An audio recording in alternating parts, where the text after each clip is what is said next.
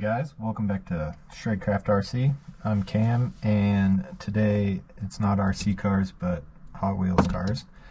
And I wanted to do a series on kind of track etiquette or drifting in tandem basics. So I'm just going to use these two cars as representation of kind of where you should position yourself on track when you're in a train. First step to this whole process I'd say is to make sure you can drive a good clean lap by yourself, solo, confident solo laps over and over, because when you're driving with another car it's going to add a whole nother level of difficulty to where you need to be able to position your car on track. Some of the big mistakes that I see new guys doing at the track a lot is wanting to maintain proximity to the lead car. So what they end up doing is driving a super tight line, and this can lead to more problems than benefits.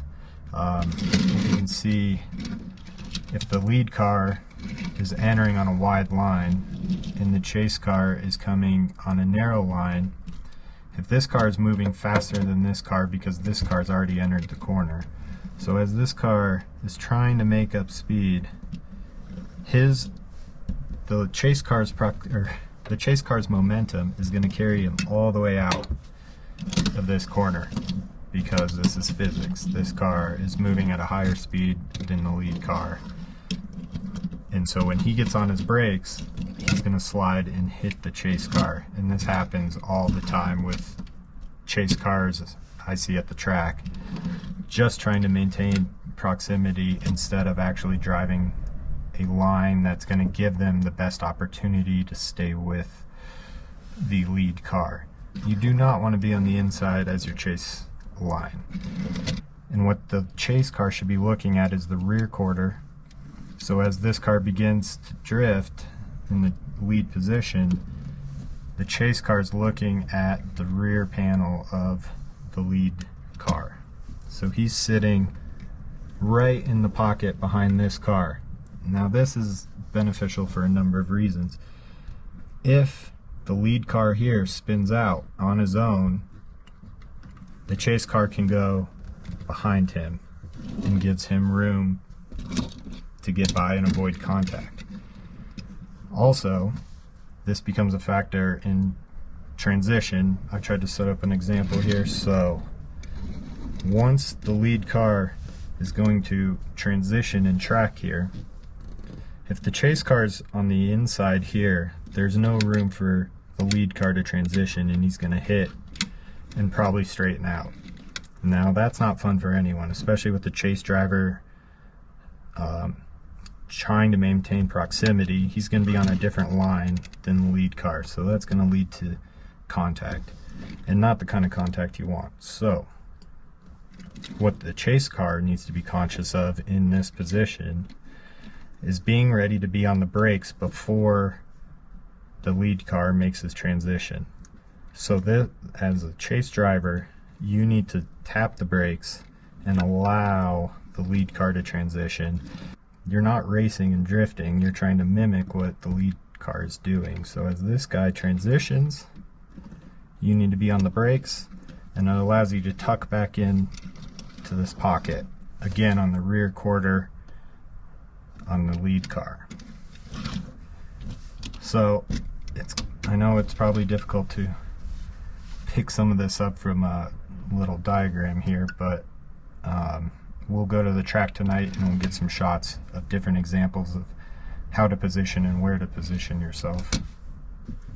Now, staying on the outside corner of the lead car is probably the most important tip I can give, and that's where I'm always looking when I'm in the chase position. You kind of can see when the rear wheel of the chase car, or of the lead car, locks up, that they're initiating, and you know the car is going to go to angle. So when I look at that, I know I can immediately get onto their door and match their angle and be at the same speed and proximity you want to be able to tandem. So we'll set up some scenarios at the track to show both diving and what not to do, and how to be on the tail and sit on the rear quarter of the lead car. Because once you sit there, it's much easier to maintain the same speed and angle as this lead car being in the chase position.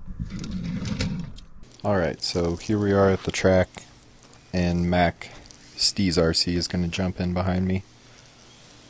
A little wall tap there. So what we're doing is he's just kind of getting a feel for my speed, and these are some of our first laps this evening. So I'm just trying to give him a nice line to chase. And we drive together a lot. We probably have a couple hundred laps or more driving together, so we're pretty familiar with each other and how we each get around the track. So this is something I always kind of recommend, is don't just jump right into tandems. Make sure who you're driving with you're comfortable with, and you kind of understand how they drive. So now we're going to jump into some POV shots here, and I was kind of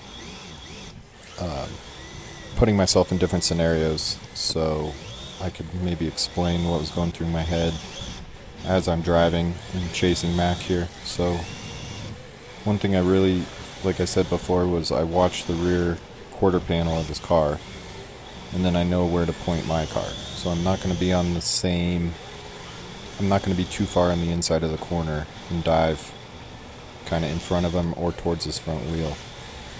So when I'm aiming, and you can see on the camera, I'm pointing my nose kind of right at his door handle. So maybe in the back 3/4 of the car there. And I'm just, you can hear in the throttle inputs how I lift there. He made a little mistake and over angled the car, so I was able to lift but also stay within his proximity.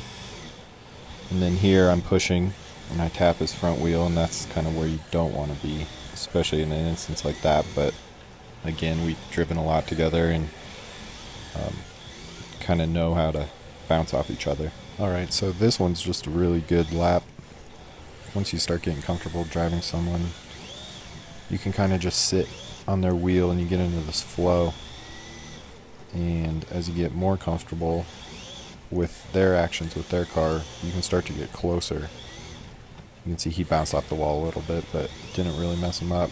It gave me an opportunity there to dive and catch up and sit right in the pocket. And again here, able to get really close. So here is driving in the third position, and this is usually a little more difficult than driving number 2. As you can kind of see, I'm giving them space so I can kind of feel out their speed, and then I'll start getting closer here as I kind of can match their speed gradually. And you can hear me lift, poked my nose in a little hard there, but then was able to get on the brakes to allow him the transition, and then I can dive back into the pocket. And there Max spins, but we were all ready for it, so everyone lifted, and it was just a small bump. So here we have Mac in number 2, and I'm in number 3. And a little tap, but just kind of hanging in the pocket, not trying to be over aggressive and dive to the inside. And these guys are really good at laying down good lead lines and driving a wide line, making it fun to stay with them. So I hope that gave you guys some insight onto my thought process through tandem driving and kind of working your way up to tandeming with other cars at the track. So I appreciate all the views, and thanks for watching. Make sure you subscribe if you like what you see, and I'll keep making some educational RC drift content. So hope you guys like it. I'll catch you on the next one. See ya.